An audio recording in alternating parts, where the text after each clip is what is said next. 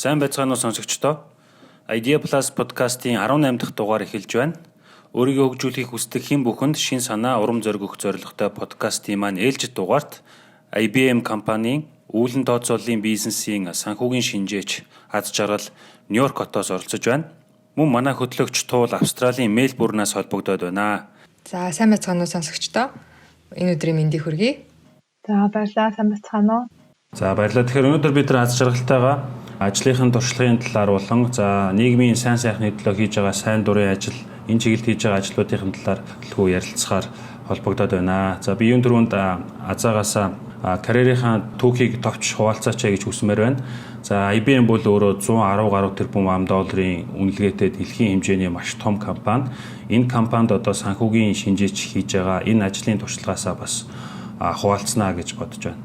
Би IBM-д 2014 оноос хойш бүрэн цагийн ажил хийж байгаа. 13 онд зуны дадлага анх удаа хийсэн. Тэр үед би бизнесийн магистра Brigham Young University гэдэг сургуульд Utahд хийж байсан. Тэгээ сургуулаа төгсчөөд IBM-д ажилласан байгаа. Тэгээд IBM-ээс өмнө Utahд нэг жил болохдоо My Social Practice гэдэг юм social media-г бизнестэй хэрэглэхийг одоо зааж өгдөг тийм нэг байгууллагт ажилладаг байсан. Тэр үед болохоор ч одоо бүр 2011 оны үед юм уу да. Үйлчлэгчдээ сошиал медиагаар яаж татах уу, яаж холбоотой байх уу гэсэн тийм мэдлэг байдаг байсан. Тэгэхээр team компанид нэг жил ажиллаа. Тэгээд тэрний өмнө бол би Монголд төрийн банкнд байсан. Борлуулалтын газарт Сиднейгийн технологийн их сургуульд бакалавра бас бизнесээр хийж авах үедээ Western Union-д ажиллаж байсан. Тэр үед болохоор Австралийн Сидней хотод Western Union гэдэг нэг санхүүгийн байгууллагын Аз намхан далаагийнх нь төв офис нь байдаг байсан. Тэгээд оюутан байхдаа тэнд ажилласан. Тэгэхээр IBM бол өөрөө одоо компьютерт суурилсан шийдлийг одоо маш олон төрлийн шийдлийг санал болгодог олон улсын маш том компани шүү дээ. Энэ компанид одоо ингээд ажилтнаар тэнцсэн орох хүртэл одоо ямар шалгууруудыг бас компанийн соёлын талаар бас асуумаар байна. Тий, IBM бол мэдээж хэрэг айгүй том компани, хэдэн зуун мянган ажилтнтай, салбар нь байхгүй орон гэж байхгүй. Тэгэхээр мэдээж хэрэг өрсөлдөөнтэй байдаг. Би яг яаж ажилд орсон бэ гэхээр ажлын яармагаар дамжуулж орсон. Австралиг бодвол Америкт анх оюутан болоод ирж байхад ингээд сургуулийн цаанаасаа ингээд хичээл нь бүр эхлэхээс өмнө та нар ингээд дадлагынхаа ажлыг оол, бүрэн цагийнхаа ажлыг оол, networking сайн хий гэдэг. Бүр хичээл ганц ч бизнесийн хичээл орохоос өмнө резюмегээ янз бүр нөгөө elevator pitch гэдэг нь шүү дээ 30 секунд дотор өөрийгөө танилцуулах, ажлынхаа туршлагыг одоо танилцуулах ч юм уу те бүх юмаа бэлтгээд бүр аюу сайн бэлдсэн. Тэрний хүчинд өөрийгөө сайн танилцуул, ажлынхаа туршлагыг илүү дэлгэрэнгүй өөрийнхөө давуу талуудыг одоо ажил олгогчдоо ярьж өгч юм уу те тийм их нэлээд татгалзуулалт хийгдэж байгаа. Тэгээ ажлын яармагт очиод янз бүрийн компаниудтай ярьцлага хийгээд ч юм уу янз бүрийн компаниудын ажилчдаа танилцж байхад яг нэг хязгаарлагдмал зүйл нь болохоор гадаад оюутнуудыг авах айгүй дургу байсан. Визний асуудал гэдэг компаниас өөртөөс нь зардал гардаг болохоор тэгээд компани болгоно тэр дотроо бас хилтэс болгоно өөрсдийн гэсэн тийм дүрм журамтай. IBM-д яаж орсон бэ гэхээр миний өмнө сурж байсан дэд ангийн оюутан тэнд дадлагын ажил хийсэн болохоор намайг тэр хүмүүстэй танилцуулаад түүнээс биш намайг тэгэж таньдаг хүн танилцуулаагүйсэн бол чи гадаад оюутан ийшээ очиод манай вебсайт руу ороод ажлын өргөдлөө хүсэлтийн маягтыг бөглөчих гэж явуулчих гэсэн л да. Гэхдээ харин таньдаг хүнээрээ дамжуулсан болохоор тэгээд дээрэс нь бас IBM ч нэг олон улсын компани болохоор би мэдээж хэрэг монголоор ярьдаг, англиар ярьдаг. Тэгээд Калифорнид сайн дурын ажил хийж байхдаа Испани хэл сурсан байсан. Тэгээд Монголд яг хөө жоохон байхдаа орос хэл гайгүй бүр нэг сайн өсвөртэй сайн биш ч гэсэн ер нь гайгүй мэддэг байсан. Өөр янз бүрийн хэлээр ярьдаг. Дээрээс нь Австралид ажиллаад үлдсэн, тийм Монголд ажиллаж исэн. Тэгээд бас янз бүрийн санхүүтэй холбоотой салбарт ажиллаж исэн. Монгол банкнд Австрали санхүүгийн байгууллагт ажиллаж исэн туршлагатай байсан. Тэгээд мэдээж хэрэг сургуулийг нь төгссөн, тийм бизнесээр сураад мөсийн эдийн засагт ч гэсэн би бас 2 жил сурсан л та. Тэгэхээр боловсрол ажлын туршлага харж байгаа. Тэгээд дээрэс нь танил талтай байсан учраас тэр хүмүүстэй танилцаад өөрийнхөө танилцуулаад ярьсланд ороод тэгээд ажилдаа тэмцсэн. Нөгөө танилын нүр халуун гэдэг штэ монголоор. Тэр бол ерөөсөө дэлхийн өнцөг буланд үйлчилдэг зарчим юм бэлээ те. Танилтаа бол талын чинээ гэдэг бол яг л бүр ингээд ажлын төвшөнд ч те бүр ямар ч шатны одоо бүр улс төр юу байна уу те жижигээс ахвала том бүх шатанд угаасаа л явагддаг зарчмуудын нэг. Бичигдээгүй хууль гэх юм уу та. Саяхан би өөртөө нөгөө энд шинэ ажилд орсон шалтгаан нь өмнө нь ингээл зөндөө олон газар руу CV явуулаад одоо нөгөө сохроор азаа үзээд байгаа юм шиг л явуулаад байгаа шүү дээ. Тэнгүүд ердөө таньдаг байсан хүн маань урд нь цуг ажилдаг байсан хүн маань намайг санал болгоод тэгээд бүх процессор ингээд журмын дагуу явж байгаа ч ихсэг тэр хүн таньдаг учраас тэр ажилд ер нь анханасаа тий орох бүх нөхцөл байдал нь бүрдэж байгаа байхгүй юу. Тэгээ Азагийн явсан зарчим бас яг л тэр хаалган нэгдэж өгч байгаа гэсэн үг тий. Тийм. Гэтэ яг энийг яг Монгол яригдаг нөгөө нэг арын хаалга гэдээ буруу ойлголттой бас холбож ойлгож болохгүй байх та. Энэ бол зүгээр одоо юу гэдэг нь танилын чиглэлээр одоо танилын хүрээндээ гэх юм уу. Магадгүй ажил олгогч талд нөгөө нэг цаг хэмж өгөх тийм давуу талыг бас бий болгох шиг байна те. Энэ яг үнэн яа тэгэхээр одоо манай сургуулийн оюутнууд чинь ялангуяа гадаад оюутнууд чинь энэ гадаад оюутан байх зовлонг мэдэн штэ бүх компаниуд аваад авахгүй. Одоо би Nestle гэл компанид ярилцлаганд орох гол те бид нарт алгаал. За санаа ямар визэн дээр байна гэл те энтхийн иргэн үү гэл биш гингүүд аавчлаараа баяртай гэл утаа тавьчихж байгаа юм чинь. Нью-Йорк ч гэсэн ингээд нүүбд ажилладаг охин найзтайгаа ярьжсэн чинь тэр нүүбийнхэн тэр хэлцээхэн дараа нь тэгж байгаа байхгүй. Өө манад ажлын байр гарчлаа. Чи найз нартай хэлээч сонирхох уу гэд асуугаач гэдгсэн чинь үгүй энэ ч одоо онлайнаар зөндөө хүмүүс өргөдлөө өгөөд аппликейшн өгдөг байлгүй дээ. Тэр хүмүүсээс харахгүй мүү гэдгсэн чинь өө тэр яаж танихгүй хүмүүсийн юмыг харж идэв танихгүй хүмүүс. Яг үнэхээр сайн ч юм уу бид нэр мэдэхгүй шүү дээ. Чи зүгээр найз нартай хэлээд гэдэг тэгсэн гэж байгаа байхгүй. Бүр нөө бүртгэдэг гэж байгаа. Батлагдсан мөртлөөсөө хүмүүсийн яг үнэндээ ингээд бодит байдал дээр ингээд нүүрэн дээр хүлээн зөвшөөрдөггүй мөртлөө яг л тэр зарчмаар ажил авах зарчим явагддсан байлээ хаасаагүй. Монголыг ганцхан тэгж бодсон чинь үгүй. Игчнээ би манай тэр ангийн хүүхэд маань сургуулийн хүн аваад танилцуулсан гэд би ярилцлагандаа унжуул тэгээд авахгүй шүү дээ. Тэгэхээр чи яг тэр ажлын шаардлагыг мэдэж ирэх хангах хэрэгтэй байгаа. Тэгэхээр ер нь аливаа ажилд ороход бас мэдээж тухайн чиглэлээрээ нэлээд сайн туршлагатай, мэрэгчлээ сайн эзэмшсэн байхаас гадна нэтворкинг хийх, тэгээд сайн дурын ажил хийгээд явж явах, танилын хүрээ өргөн байх одоо энэний нөлөө бас нэлээд гардаг. Энэний нэг жишээ болоо гэж бас харж байна л да. IBM-ийн дотор нь яг ажиллах талаар би бас дэлгэрүүлж асууя. Яг ер нь компанийн соёл ямар байдаг вэ? Хатуу цаг баримталтгүй.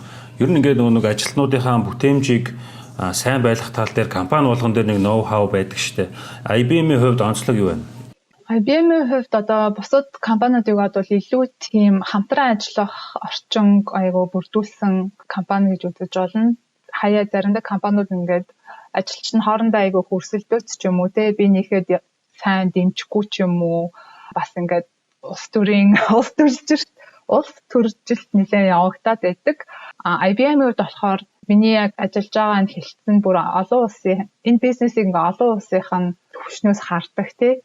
Одоо Европод эсвэл Латин Америк ч юм уу бүх газар зүй эсвэл төв байгаа хүмүүстэй харьцдаг учраас надад ямар нэгэн зүйл хэрэгтэй болох юм бол би танихгүй ч байсан шууд имэйл бичээд эсвэл Slack message бичээл би ийм хажин тийм хажин надаа энэ мэдээлэл байна уу ч юм уу те энэ файл байна уу гэл тэгэхээр тэр доор нь ингээд өгчдөг яах гэдэг хин тэр ихтэй ингээл ерөөсөө тийм байхгүй. Тэгэхээр би нэгэ маш сайн дэмжиж ажилдаг. Дээрээс нь бас ажилчдаа нөгөө ажиллах боломжийн энэ тэндээс ажиллах ч юм уу, зайнаас ажиллах ч юм уу тийм боломжийг бас айгүй их өгдөг байгаа. Шууд цар тахал эхэллээ гэхэд бол шууд за гэрээсээ ажиллацгаа гэл ямар ч асуудалгүй. Тэгээ дээрээс нь бас шинээр орж ирж исэн дадлага оюутнууд ч юм уу, сургуулаа төгсөөд ирсэн дөнгөж орж ирж байгаа ажилчдаа ч гэсэн ямар ч асуудалгүйгээр цахимаар шууд шинэ ажлын хүлээлгэж өгөөд хэрэгтэй бүх зүйлүүд дээр нь хангаж өгөөд одоо бичиг баримт юу гэдгийг эсвэл техник технологи шинэ компьютер гэж бүх юм ингээд аягүй сайн зохион байгуулалттай хангаж өгч чадчихсан. Тэгээд эмэгтэй хүмүүст ялангуяа бас аягүй ажиллахад аягүй ээлтэй компани байгаа. Эмэгтэй CEO-т нэлээд олон жил байж байгаа сайхан энтгэх хүн болсон. Энэ компаниас эмэгтэй хүмүүс ажиллахад маш аягүй тохиромжтой ч юм уу аягүй ээлтэй компани гэж үздэг. Бүр тийм тэгж шалгарсан байгаа. Тэр нь юу гэсэн үг гэхээр одоо жишээлбэл манай санхуд ажилладаг, нэгтлэнгийн ажил хийдэг хүн оффистэй хэрэггүй 10 жил болсон гэж аахгүй юу. Ердөөсөө цахимаар ажилласан 3 хүүхэдтэй те. Манай менежерийн эхнэр нь нэсэндээ 3 хүүхэд өсгсөн. Гэрээсээ л ажиллаа гэдэг. Ажлаа сайн хийдэг. Ажлаа сайн хийжвэл хаана юу хийж байгаа нь ерөөсөө сонирн биш гэд. Тийм байсан. Бас нэг 2 эмэгтэй санхуд ажилладаг. Нэг том даргынх нь санхүүгийн VP-гийнх нь нэг туслагч гэд 2 эмэгтэй байгаа байхгүй. Тэгсэн мөртлөө нэг хүний ажлыг хийдэг. Хоёлоо ийм хагас цагаар 20 цагаар ажлаа хувааж хийдэг. Өөртөө хүүхэдтэй гэрээсээ ажилладаг болохоор ажлынхаа ачааллыг шууд хувааж аваад нэг хүний ажлыг хамжаад хийдэг. Цалингийн хувьд яах вэ? Хувааж хийж байгаа болохоор? Тий, хувааж хийж байгаа болохоор яг тал цалингийн аавна. Хийсэн ажлынхаа бүтээмжийнхээ дагуул аавна л та. Гэтэ хаанаас хийх үү, хэдэн цаг ажиллах уу гэдэг нь айгүй тийм уян хатан байдаг. Тэгээ эмэгтэйчүүд айгүй дуртай байдаг. Тэгээд мэдээж хэрэг арьс өнгөөр ялгах ч юм уу те эсвэл одоо хүүсээр ялгуулах ч юм уу ямар нэгэн тийм асуудал гарахыг бол маш хатуу хоригддог. Саяхан цахим аюулгүй байдал болон бас манай IBM-ийн үйлчлэгчийн мэдээлэл байгаа шүү дээ. Одоо би санхүүгийн янз бүрийн ингээл орлого нь орж ирэл тэр юуных нь төслийнх нь одоо менежер зайнаар гэх зөндөө их мэдээлэл ингээл надад харагдчихдаг. Тэгээд тэр мэдээллийн аюулгүй байдлыг яаж хангах уу?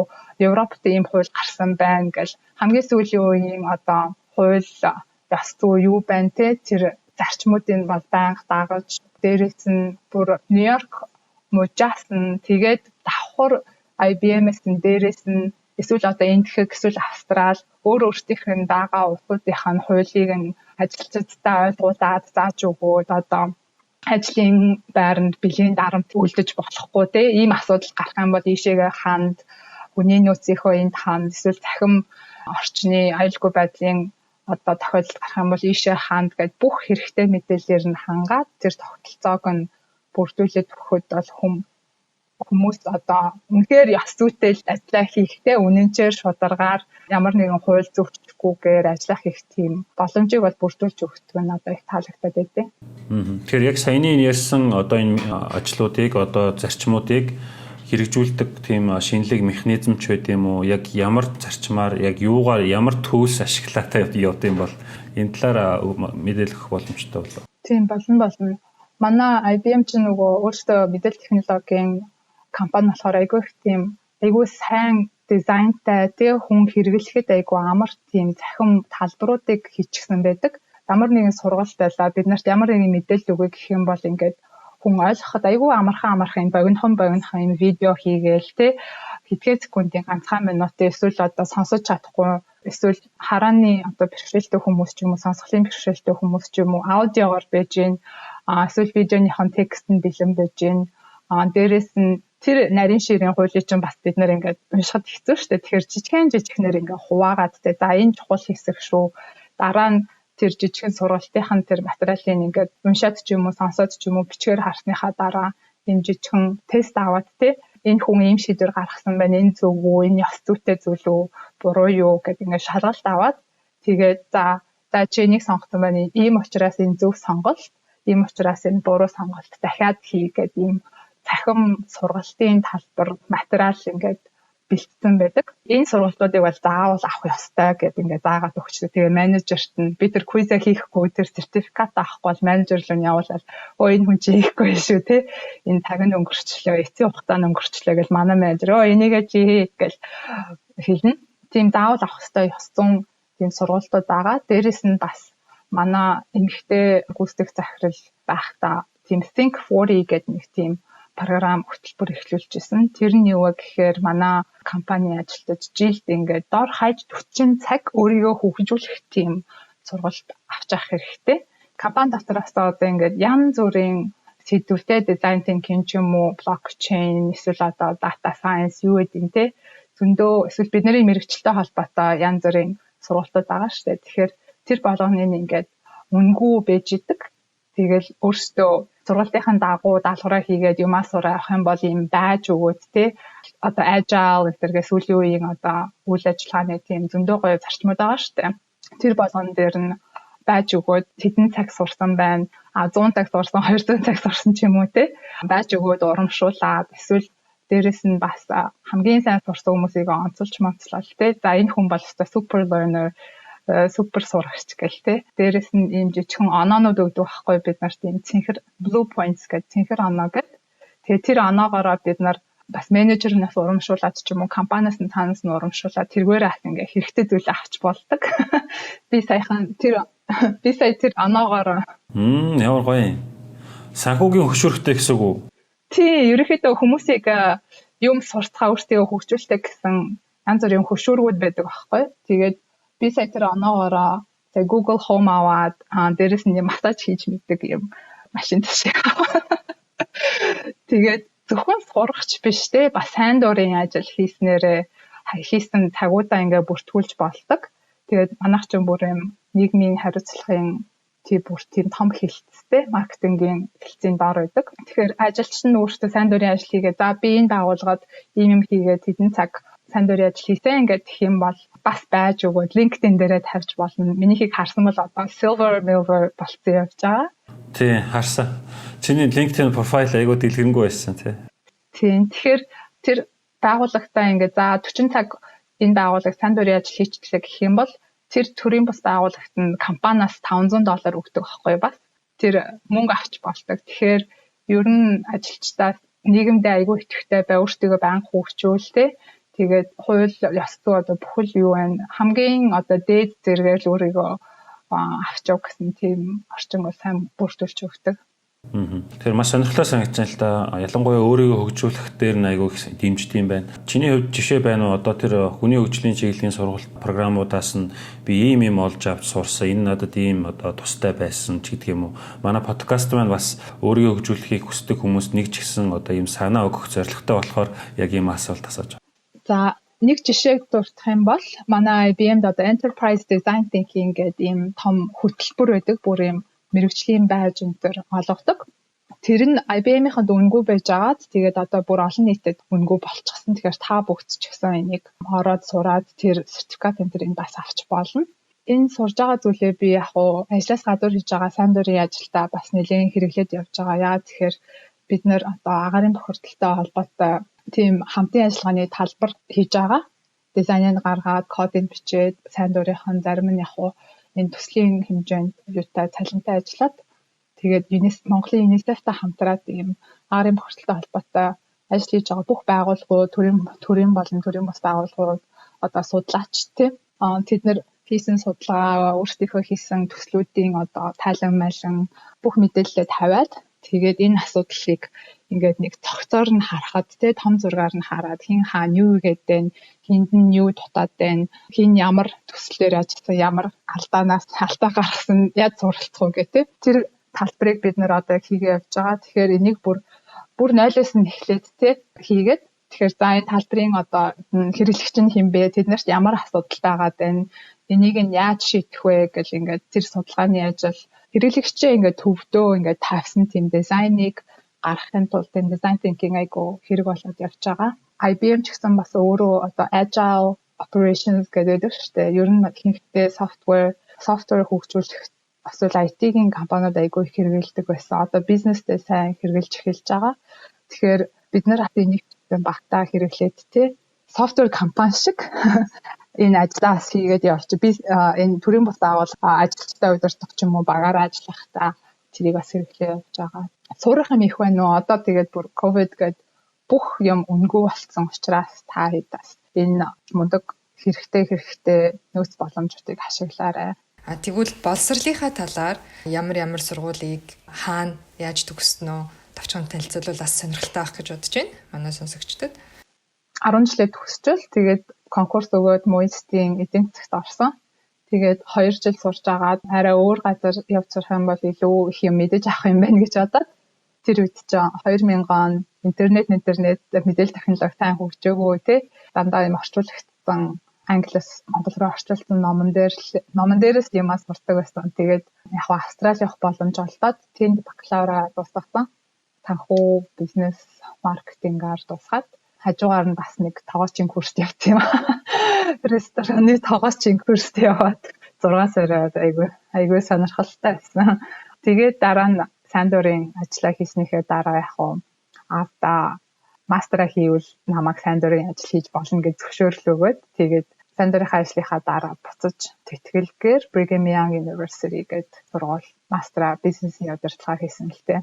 Одоо буцаад харахад бол та хэдийн хувьд ямар байсан? Ер нь Монголд бид нарыг жоохон багтчих юм бол за чиний дуртай юм юу вэ? Чиний сонирхол юу вэ? Чиний passion, calling гэлтэй. Амьдралын шин зорилго юу вэ гэж нэг ярьдаггүй, тэ сургуульд ярьдаггүй, тэг их ч асуудаггүй, тэ. Тийм байсан. Ярьдаггүй, хин ч асууж байгаагүй. Тэгээд би уг нь бол гадаад хэл мэлэндээ дуртай. Олон улсын харилцаагаар явж дипломат болох ч юм уу, тийм хүн бай гэж бодож эсвэл бүр тагнуулын алт ч юм уу те. Тийм болъё гэж бодож байсан. Тэгсэн чинь Мойсийн харилцаанд орсон байсан л да. Би өөрөө юу аваад англи хэлний олимпиаданд ороод тэгсэн чинь харин аавч тэгэл эдийн засгаар илүү ирээдүйтэй гэл те. Тэнгүүд нь заа гэл Австралид очиод давхар юу сурах уу гэл тэгэхээр тэгэл санхүүгээр явахгүй гэхээр заа гэл. Манай эмээ бол чинь ингэдэг байсан. Ийм ч юм уу багш бол тэгэл сайхан амьдрын ерөөсөө тэгэл баталгаатай л гэдэг байсан. Тэ. Харин тий. Хэнийг ч буруутгах арга байхгүй. Бас дээрэс нь тухайн үеийн мэдээллийн нөгөө бололцоо нөөцтэй өөрсдийн нөгөө орчин одооны залуу үед бол бүр байж болох бүхэл нөхцөл бололцоо бүрэлдсэн тий. Одоо юу л ямар л мэдээллийг авахыг хүсэж байна. Тийм бүх зүйл нээлттэй болцсон. Бас нэг талаараа сонголт олон байх гэсэн бас хүнийг жоохон илүү нөгөө ядраадаг, илүү нөгөө сонгох одоо явцыг өөрөө хэцүү болгох юм шиг байна тий.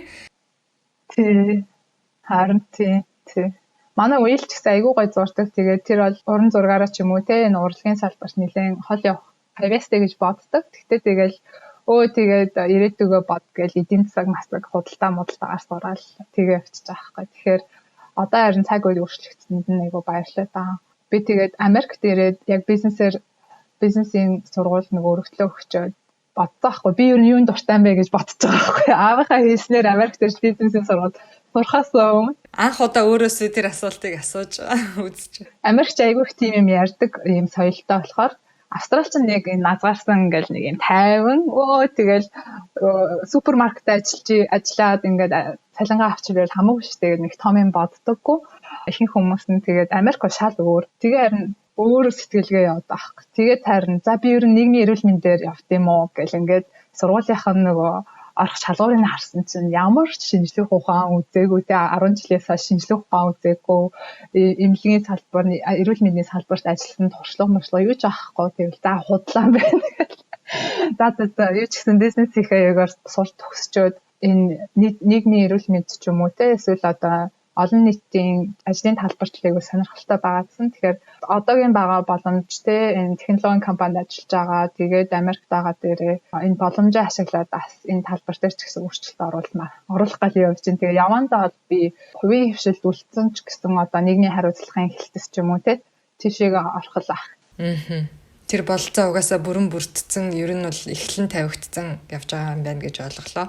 Тийм туршилттай болоод ирж байна тий. Азаг IBM-д ажилладаг болохоор нь асуумаа санагчлаа. Тэрний юу гэхээр Японы алдартай хөрөнгө оруулагч Масаи Шисон гэдэг хүний ярьцлагыг сонсч байхад тэр хүн эх 30 жилийн дотор компьютер буюу машин ихэнх сабжект дээр одоо хүнийг даваад гарчнаа гэж ярьж исэн л та. Чи энэ дээр санал нэг байна уу?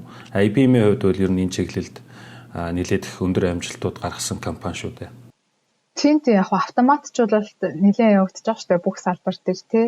Тэгэхээр чин тийм machine learning одоо химэл оюун ухаан гэж манайх чинь нэлээд тэргүүлж явж байгаа. Химэл оюун ухааны манай компани Watson гэдэг химэл оюун ухаан чинь одоо ялангуяа Японд тий эрүүл мэндийн салбарт нэлээд их ашиглагдаж байгаа. Хавдрыг онцлох, хавдрыг эмчлэх гэдэг тий. Компани одоо ийм Chief Health Officer гэдэг хүн байдаг байхгүй. Тэр тэгээд энэ химэл оюун ухаан болон эрүүл мэндийн салбарын талаар ярьж байхдаа юу гэж хэлсэн бэ гэхээр за одоо дэлхийд даяар ингээд ихтэж байгаа олон судалгаанууд байгаа. Тэ эрүүл мэндийн салбарт хавдрын эмчилгээ онцлогоо ч юм уу тий. Тэгээд тэр нь яг хөрсөн дээр буугаад эмнэлэг дээр ирээд эмчин ингээд өвчнүүд дээрээ энийг нь одоо хэрэгжүүлтлээ 10% 15 жил болдог гэж байгаа байхгүй.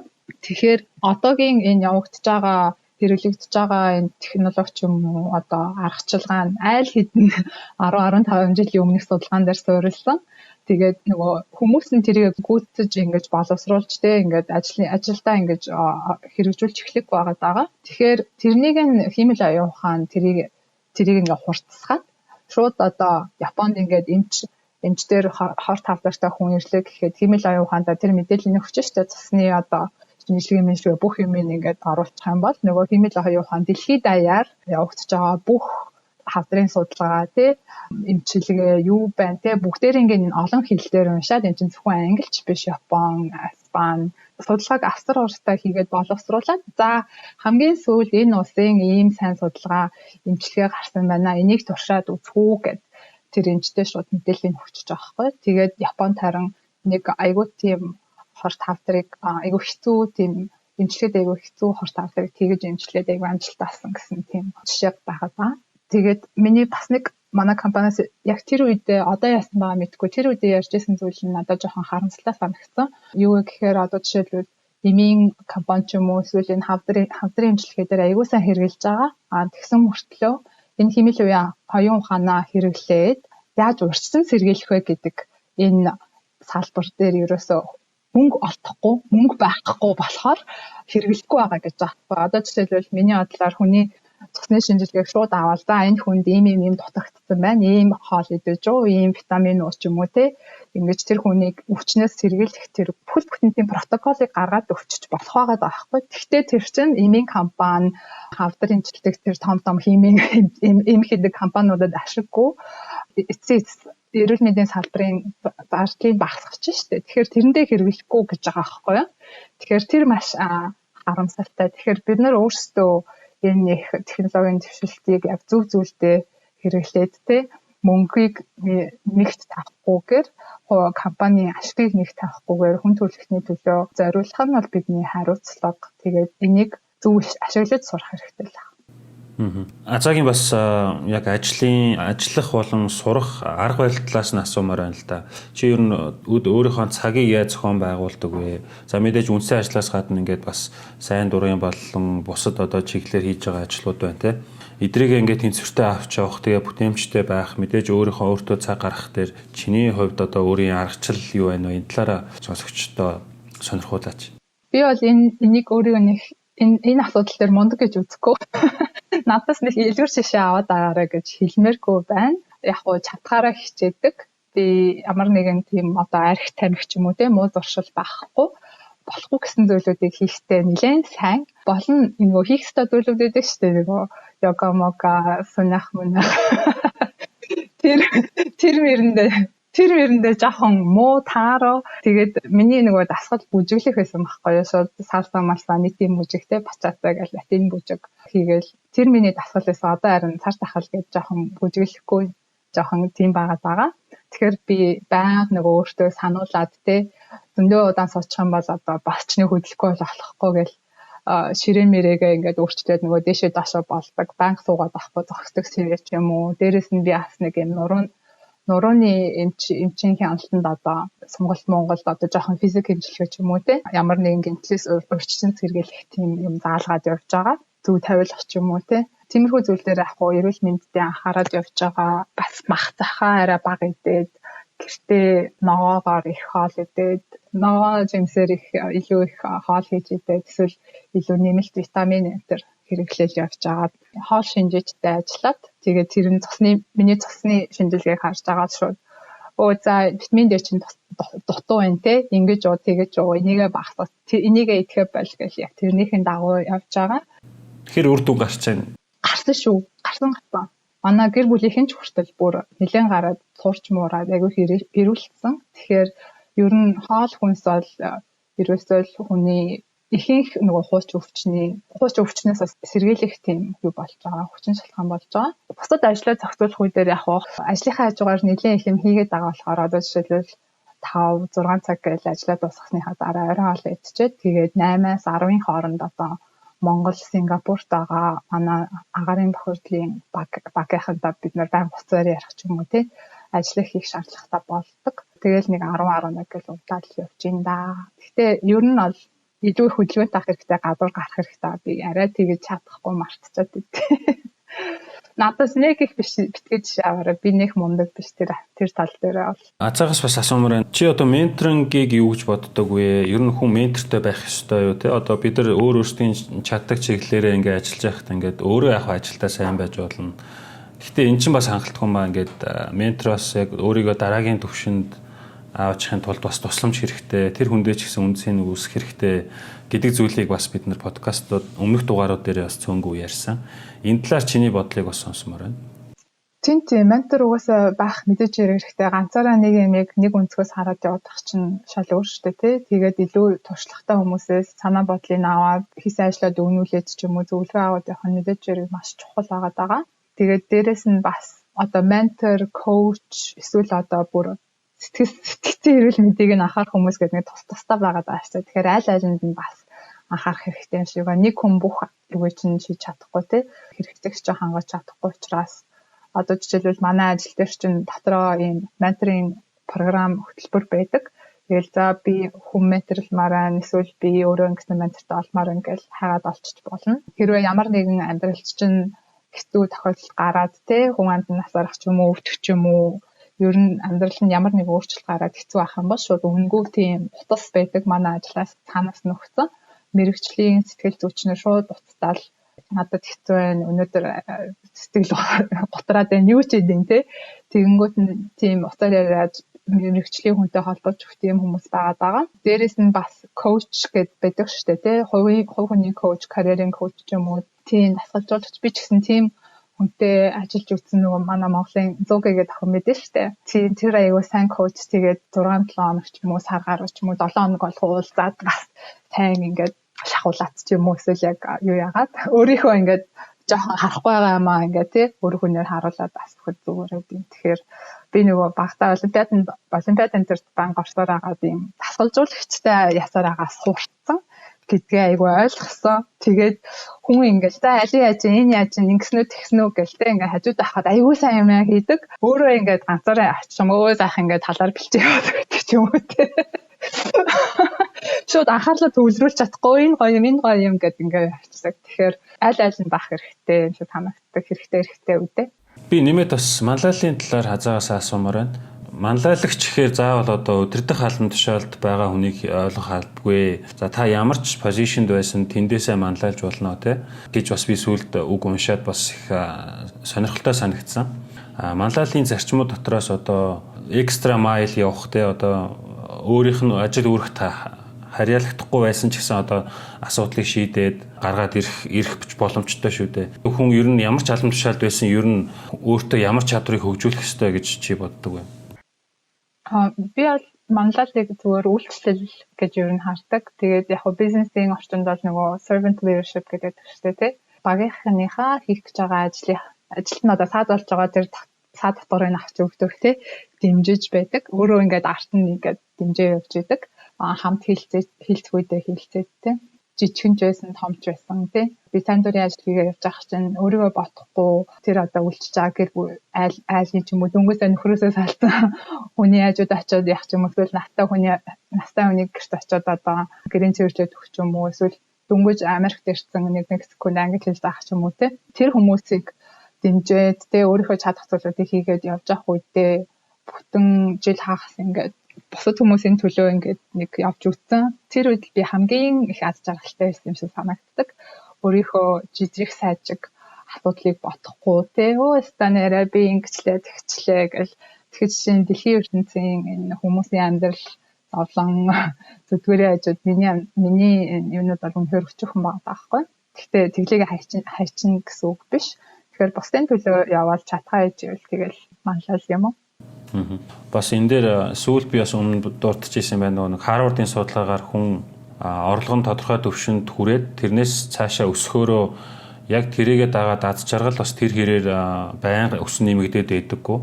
Харин одоо аялалч юм уу тийм experience цаг зарах юм бол аз жаргалын түвшин нэмэгддэг. Дээрээс нь бусдад одоо ингээд сайн сайхныг хийснээрээ үйлдэснээрээ хүний бас аз жаргалын түвшин нэмэгддэг юм а гэдэг нь одоо маш олон жилийн судалгаагаар батлагдсан байт юм байлээ. Энэний яг бодит амьдрал дээрх жишээл гэж би бас хэлмээр байна. Азаа маань бас одоо Америк дахь Лантун тохоо төрийн бас байгууллагын удирдах зөвлөлийн гишүүнээр ажилладаг байгаа. Тэр нь одоо бас нэг сайн дурын үйл ажиллагаануудын чинь нэг. Тэрэн дээр Монголд амьдардаг ч байна уу, гадаадд амьдардаг ч байна уу, одоо хүмүүст яг нэг юм товч ойлголт өгье гэвэл юу гэж хэлэх вэ? Ямар одоо үйл ажиллагаа та нар одоогоор явуулж байгаа вэ? тий яг уу Америкийн лантун тохиол анхнаасаа Монголын лантун тохиогийн үйл ажиллагаа дэмжих гэж мэдээж хэрэг байгуулагдсан. Лантун тохиогийн одоо зорилго тий хүчирхийлэлгүй одоо нийгэм байгуулах тий хүүхэд хамгаалах тэр зорилгыг мэдээж хэрэг дэлхийд даяар дэмжих. Дээрээс нь гадаад байгаа монголчуудын сайн сайхан аюулгүй байдал ч юм уу тий тэр зүйлийг бас мэдээж хэрэг хангахын тулд байгуулагдсан байгаа. Санхүүжилтийг бол нэлээд сайн босгож чадсан байгаа. Одоо эдшидийн оронг байгуулахад тий эсвэл 1 2 хоёулангийн байгуулахад лантун тохио Америкт байдаг ихэнх нь Америкт байдаг монголчуудаас одоо орлого нь орж ирдэг. Өөртөө нэг жижигхэн кофе шоп ажиллуулаад ч юм уу янз бүрийн ажил хийж байгаа хүмүүс байгаа шүү дээ. Гадаад амьдарч байгаа монголчууд чинь. Тэгээд тэд нартай хөрхий сард $30, $60 гээл те чадхаараа мөнгө өгөөд тэгсээр хагаад одоо 200 гаруй хүн байнга хөсөөр хагаад энэ ажлыг хийж явж байгаа. Дээрээс нь яг уу бас манай Америкийн лантуугийн багийн гишүүд ихэнх нь Виржиниа мужид байгаа. Арлингтон гэдэг хэсэгт байдаг. Тэгэхээр тэнд байдаг монголчуудаа нэлээд ойр ажилладаг байгаа. Америкт одоо олон жил ингээд үйл ажиллагаагаа явуулаад туршлагатай болсон одоо хүчирхийллийн эсрэг үйл ажиллагаа явуулдаг ч юм уу тийм байгууллагатай хамтраад тэдний туршлагаас суралцаад тэнд байдаг монголчуудад одоо мэдээлэл мэдлэг өгөөд ямар нэгэн гэр бүлийн хүчирхийлэл ч юм уу ямар нэгэн асуудал гарахад яаж шийдэх үү эсвэл яаж урьдчилан сэргийлэх үү хүүхдүүдтэйгээ яаж зөв харьцах үү эсвэл одоо хүүхдүүд нь ямар нэгэн хүчирхийлэл өртсөн бол тэрийг яаж мэдэх үү гэдэг зөндөө тийм сургалтууд байдаг. Гэхдээ тэд нэр нь монголоор байдаггүй, монгол хэлээр ярьдаггүй тий. Америкт байдаг одоо монголчууд тэр болгон сайн монгол хэл, англи хэл сайн мэдэхгүй болохоор бид нэр тэнд гүүр болж өгөөд материалыг орчуулах ч юм уу эсвэл сургалтын хэлтж өгдөг. Дээрээс нь яг сая энэ жил юу хийсэн бэ гэхээр IBM бас хүний наймаатай тэмцдэг байхгүй юу? Хэмэл оюун ухаан ашиглаад тэгээд бүр тийм олон улсын цахим талбар нэгтсэн Interpol, Europol, одоо Western Union, Barclays гэдэг бүх салбарын компаниуд оролцсон. Олон улсын одоо Polaris Center гэх төрийн бус байгууллагч гэсэн оролцсон. Тэгээд тэнд нь лантун тохио нэгтсэн байгаа. Тэгэхээр бид нар одоо дэлхийд дээр ямар нэгэн Монголын иргэн хүнтэй хүний наймааны охирогч боллоо гэхэд бид нар шууд мэднэ. Эсвэл бид нар Монголд ямар нэгэн хүний наймааны хэрэг боллоо тий одоо Таиланд, Малайзад, Филиппинээс Монголд аваачаад бас болцлогдсон байт юм билээ шүү дээ. Тэр мэдээллийг бид нар ингээд оруулаад тий тэгхийн бол бас тэр улсынхаа хүмүүс нь мэдээд арга хэмжээ авах ч юм уу тий тийм олон улсын мэдээллийн сан үүсгэлтэж байгаа. Тэнд нь оролцож байгаа нэг юм Truckers Against Trafficking гэдэг ачааны машин барьдаг тийм жолоочдын тээврийн салбарынхныг одоо хүний наймааны эсрэг одоо ажил хийхдээ оролцуулах тийм зорилготой тийм төрийн бус байгууллага байдаг Америкт. Тэд нар одоо хууль захиулах байгууллагуудаа ажиллаад тийм Америк даяар ингээд том ачааны машин бараа явж идэг. Тэгээд ачааны машины зогсоол дээр ингээд айгүй янз бүрийн насан турш хүүхдийн бие үнэлэлт ч юм уу те янз бүрийн хууль бус зүйл зөндөө болж идэг. Тэгэхээр тийм жолооч нар тийм сэжигтэй тохиолдол харах юм бол шууд яах вэ те ийм ап энтер хийгээд төгсөнд шууд репорт хийгээд цагдаад тэр мэдээлэл нь очоод тэгээд тэр хүүхдийг аврах ч юм уу тэр гэмтэрийг таслан зогсоох тийм боломжтой болдог. Тэгэхээр тэр ачааны машины тээврийн салбарынхны одоо ажилчдад тийм мэдлэг олгоод сургалт олгоод тий сертификат энэ өгдөг байгаа. Тэгэхээр Америкт бол баг 800 гаруй тийм Монгол тээврийн жолоочд байдаг. Тэгэхээр тэр сургалтын материалыг бид нар сая монгол хэл рүү орчуулчихсан. Одоо сертификат авахын тулд нэг жижигэн шалгалт өгдөө. Тэрийг нь одоо орчуулаад тэгээд одоо 21 онд бид нар монгол жолооч нартай ирэнда уриалж энэ сертификатыг аваад тий хүний наймааг яаж таних уу, яаж таслан зогсоох уу гэдэг тийм мэдлэгтэй болох зорилготой байгаа. Тэгээд бүх юм иргэдийн одоо аль хэдийн татвараа төлсөн мөнгөөр шийдэгдэхгүй тий. Энэ бол бүр том тогтолцооны асуудал, хууль эрх зүйн орчин ч гэсэн сайжрах хэрэгтэй, хариуцлагын тогтолцоо ч гэсэн сайжрах хэрэгтэй. Тэгэхээр бид нэр зүгээр нэг юм хандын ажил хийгээд байгаагүй. Хүмүүсийг боловсруулах, иргэдийг хамгийн гол нь идэвхтэй болгох тий. Тийм айтыг илүү игээд байгаа. Би ч одоо зүгээр л нэг хичээл хийгээл ажил явдаг байсан хүн чинь хууль уншсан сууж байгаа ч. Тэгээ одоо агаарын тухай хуулийг ингээд 3 хувилбарыг гаргацсан харьцуулаад сууж гин. Дээрээс нь тэр одоо Харвардд хүүхдийн эрх хамгаалах тийм курс байдаг тий. Олон улсын хүүхд хамгаалах конвенц уншаад үгүй Монголынх нь юу юм болоо ингээд харьцуулаад сууж гин тий. Тэгэхээр ч ингээд ийхүү мөрөөсө боддгоо байсан хүн чинь ингээд сууж байгаа байхгүй. Би ганц хавлангийн ярьцлагыг үзчихсэн юм байна. ганцхан юу ч хийсэн бэ гэхээр Америкт очиод гол нь нөгөө нэг Монголд одоо олон жилийн дараа очиод ингээл гинт том юм хийхээс илүүтэй сар болгон ийм бага хэмжээний ханд өгснөөрөө ичидийн орон шиг ийм яг нийгэм тустай ажлуудыг санхүүжүүлж чаднаа, бодтой өөрчлөлт гаргана гэдгийг тэр хүмүүст хамгийн гол нь аягүй сайн ойлгуулж чадсан нь одоо энэ ажил амжилттай хэрэгжих нэг үндэс болсон болов уу гэж би бас харж ирсэн л та. Бас сая яг энэ Улаанбаатар хотод нэг сар яг хатуу хөлөөрөө үргэлжлэхэд гэр ороолын иргэдэд одоо хүнсний багц тусламж тараах энэ ажлыг бол Лантан тухай байгууллага маш идэвхтэй хийж исэн. Энэ бас нэлээд олон хүмүүст хүрсэн харагдчихсан л да.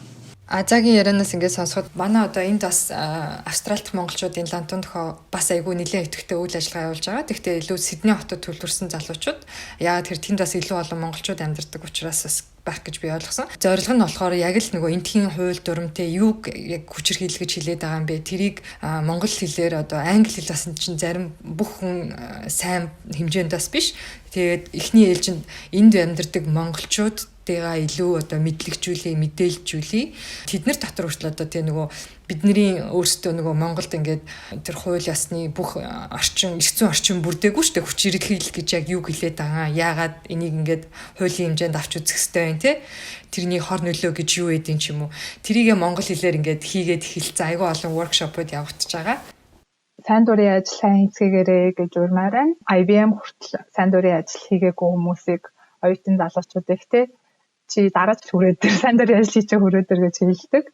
Тэгээд дээрэс нь Лантан тохиолч хүмүүсд манай агарын тохиолдлын Бэд Монголиа гэдэг хүмүүс байгууллагад бас хийх ажил зөндөө байна. Сэтгүүл зүй, шинжлэх ухаан, нийгмийн эрүүл мэнд те хууль яц зүй гэдэг хийх ажил олон нийтэд мэдлэг түгээх ажил айгүй их байгаа даа. Тэгэхээр надтай холбогдоорой, байгууллагатай холбогдоорой гэж хэлмээр байна. За тэгэхээр Азата баярлалаа. IBM-д ажиллаж байгаа туршлагаасаа хуваалцсанд маш их талархаж байна. Магадгүй манай одоо Монголын зарим компаниудын захирлууд хүртэл санаа авахар их гоё мэдээллийг өглөө. Сайн дурын ажлын гол ач холбогдлыг нэлээд их жишээтэйгээр сонирхолтой ярьцлага өрнүүллээ. За Азагийнхаа цаашдын ажилд амжилт хүсье. Баярлалаа. Баярлалаа. Намайг урьж оруулсан баярлалаа. Амжилт хүсье. Баярлалаа. Дараагийн дугаараар дахиад уулзтлаа. Баяртай сонсогчдоо.